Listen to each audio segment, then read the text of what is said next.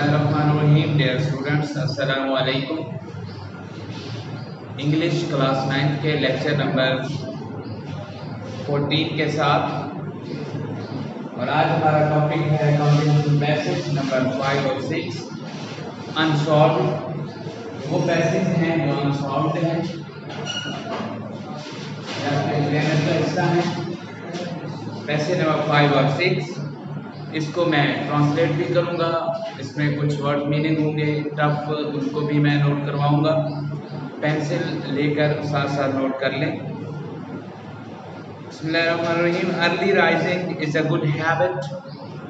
सुबह को जल्दी जागना एक अच्छी आदत है। अर्ली राइजिंग, सुबह को जल्द जागना, गुड हैबिट, अच्छी आदत है। As it gives us an early start of our day work, क्योंकि ये हमारे काम के आगाज को या ये हमारे दिन का आगाज जल्दी कर देता है। It gives us an early start, ये हमें जल्द आगाज का मौका देता है। आवर डेज वर्क, अपने दिन के कामों को। वी गेन टाइम, हमें ज़्यादा वक्त मिलता है।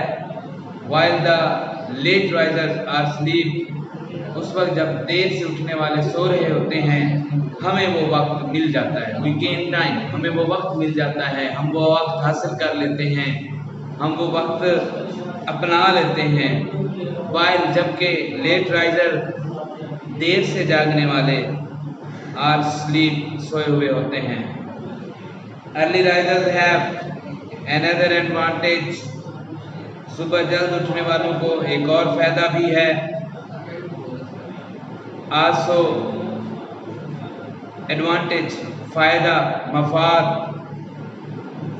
That is they enjoy good and sound health, के उनको अच्छी और भरपूर सेहत मिलती है या वो अच्छी और भरपूर सेहत का फायदा उठाते हैं या अच्छी और भरपूर सेहत से फायदा उठाते हैं।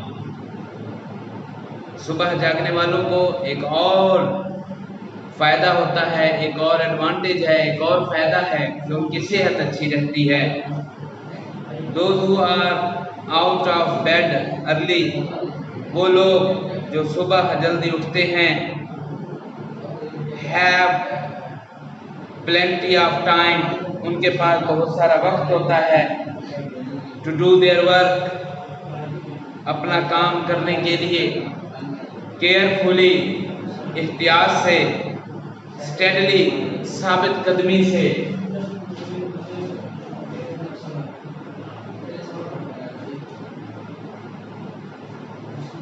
साबित कदमी से, स्टेडली, केयरफुली, एहतियात से, स्टेडली, साबित कदमी से। कंप्लीटली, और मुकम्मल तौर पर।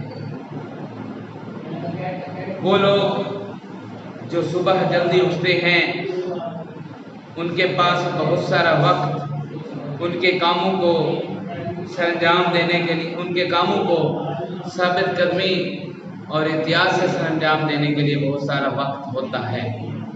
जो लोग सुबह जल्दी उठते हैं उनके पास अपने कामों को सरंजाम देने के लिए बहुत सारा वक्त होता है।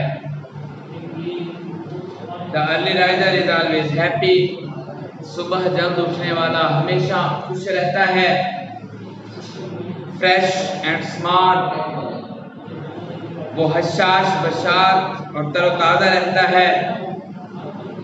He enjoy his work, while those who get up late find their duty dull and dry and do it unwillingly.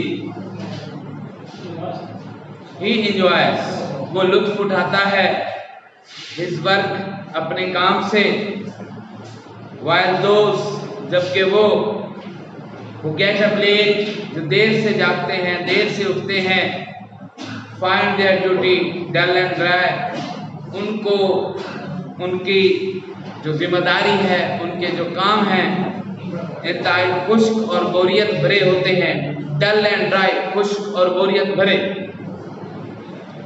And do it unwillingly, unwillingly, बेदिली से।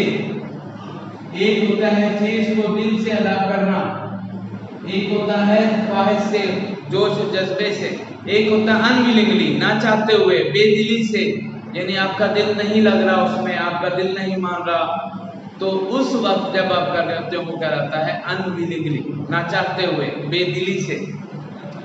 Early rising is therefore a key to success in life, इसलिए हम कह सकते हैं कि सुबह को जल्द जागना, बेदार होना कामयाबी की कुंजी है, कामयाबी की अलामत है। इसमें आपका क्वेश्चन नंबर 1 है, what kind of habit is early rising. आप इसको 3 वर्ड्स में इसका आंसर लिख सकते हैं, early rising is a good habit. यहीं तक, early rising is a good habit. Question number 2, why can an early riser do more work than the late riser? जो जल्द जागने वाला है वो देर से जागने वाले से ज्यादा काम कैसे कर लेता है? इसका answer, an early riser takes an early start of his day work while late risers are asleep, so he can do more work than the late riser. Question number 3, why does an early riser enjoy good health? An early riser enjoy good health because he is always happy, fresh and smart. Question number 4, why does a late riser find his work dull and dry? A late riser finds his work dull and dry because he has very less time and does it unwillingly. What is key to success in life? Early rising is the key to success in life. तो ये आपके 5 questions थे, जिनके questions का answer एक line पर मुश्तमिल होना चाहिए। अगर आप अपने कम्युनिकेशन पैसेज को ही सेम टू सेम उसकी लाइंस कॉपी कर देंगे तो ये एक बैड हैबिट भी होती है, और दूसरा आपके मार्क्स को भी ये कट करने में जो है वो सबब बन जाती है। कम्प्रीहेंशन का मतलब होता है पैरे को अंडरस्टैंड करना है आपने कि वो क्या बात कर रहा है, और फिर उस बात को समझने के बाद आपने उसको अपने वर्ड्स में लिख सकते हैं या उसको मुख्तसर तरीन लिखना होता है। हम पूरी लाइन 2 लाइनें पैरे में से नहीं उठा सकते, क्योंकि उसका जो मेथड होता है लिखने का और सवाल करने का, उन दोनों में डिफरेंस हो सकता है, जिसकी बुनियाद पर आपका क्वेश्चन रॉन्ग भी हो सकता है। इसके बाद है हमारा para number 6, some ants are social insects, कुछ चुनटियां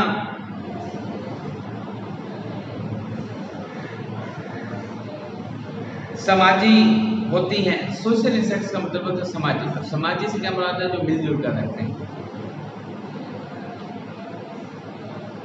it means that they live in societies, वो ग्रुपों में रहती हैं, कोऑपरेट विद वन अनदर, एक दूसरे के साथ देती हैं, and do only the work assigned to them, और वो वही काम करती हैं जो उनको सौंपा जाता है। असाइन, सौंपना, देना।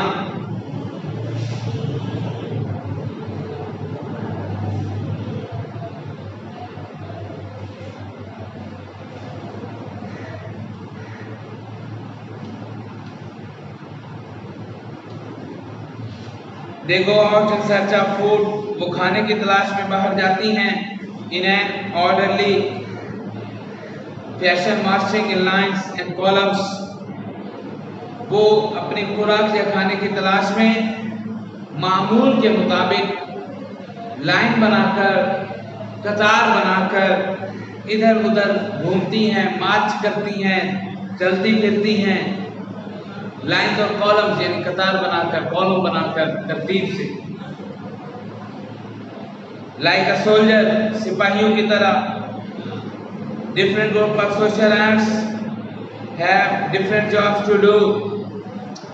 इन आर्ट्स के डिफरेंट सोशल ग्रुप्स को डिफरेंट जॉब्स दी जाती हैं, यानी हर ग्रुप को मुख्तलिफ काम सर अंजाम देना होता है। इन आर्ट्स के हर सोशल ग्रुप को या किसी एक सोशल ग्रुप को डिफरेंट सोशल ड्यूटी दी जाती है। जो उसी ग्रुप ने सरंजाम देनी होती है। तो यही वो कर रहा है कि हर एक सोशल ग्रुप को एक मखसूस ड्यूटी सरंजाम देनी होती है। They manage their affairs through division of labor, वो अपने मामलात को संभाल लेती हैं अपने काम का बोझ बांटकर। They manage their affairs, वो अपने मामलात संभालती हैं through division of labor, काम बांटकर, अपने काम को बांटकर वो अपने मामलात को संभालती हैं। डिवीजन तकसीम करना, बांटना। Some ants guard and protect their community, उन्हीं में से कुछ आंट्स या कुछ चूंटियां अपनी कम्युनिटी की हिफाजत करती हैं, यानी वो एज बॉडीगार्ड काम कर रही होती हैं अपने उन सोशल ग्रुप्स और उनके जो ग्रुप्स है उसको सेव करने के लिए। Some ants guard and protect their community, कुछ चूंटियां अपने उस कम्युनिटी की हिफाजत करती हैं। They fight the other insects who attack them and raid their colony, वो they fight, वो लड़ती हैं other insects, दूसरे insects के साथ, दूसरे हशरात के साथ, दूसरे जानवरों के साथ, वो attack them, जो उन पर हमलावर हो जाए। वो उन दूसरे हशरात के साथ लड़ती हैं जो उन पर हमलावर हो। और रेड देयर कॉलोनी, या फिर उनकी कॉलोनी पर चढ़ाई कर देती हैं। रेड हमला करना, चढ़ाई करना।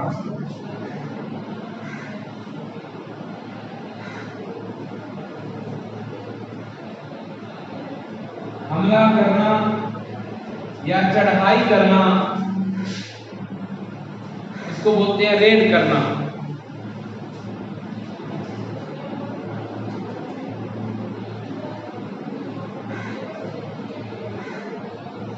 They are called soldier ants, उन्हें फौजी चूंटियां कहा जाता है। सोल्जर आंट्स की वजह से जो है वो उसने उसका नाम रखा है। सिपाही चूंटियां हम कह सकते हैं इसको, फौजी चूंटियां भी कह सकते हैं। Another group gather food, एक ग्रुप की जिम्मेदारी खुराक इकट्ठा करना होता है। For the whole community, उस पूरी कम्युनिटी के लिए। Social ants have not learned this division of labor, social ants को ये काम तकसीम करके करने का मेथड सिखाया नहीं जाता, यानी उनको ये जो मेथड है बाकायदा तौर पर ट्रेन नहीं किया जाता।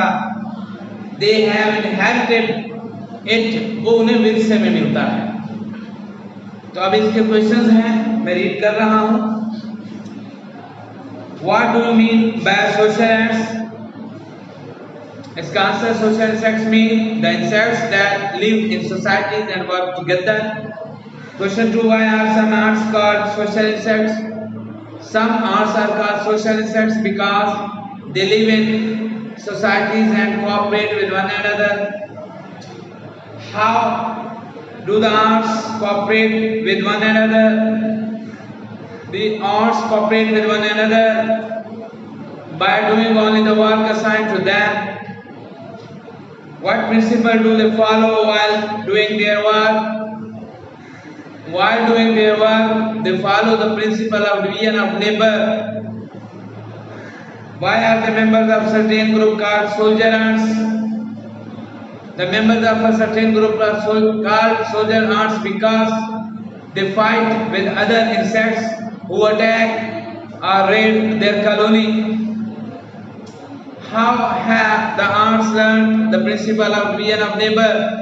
They have learned the principle of division of labor. They have inherited it. यहाँ ये आपके दो कंप्रेहेंसिव पैसेज क्लोज होते हैं। आप इनको होमवर्क में लर्न करें, राइट करें, व्हाट्सएप करें। कल तक के लिए इजाज़त दें। अल्लाह हाफ़िज़।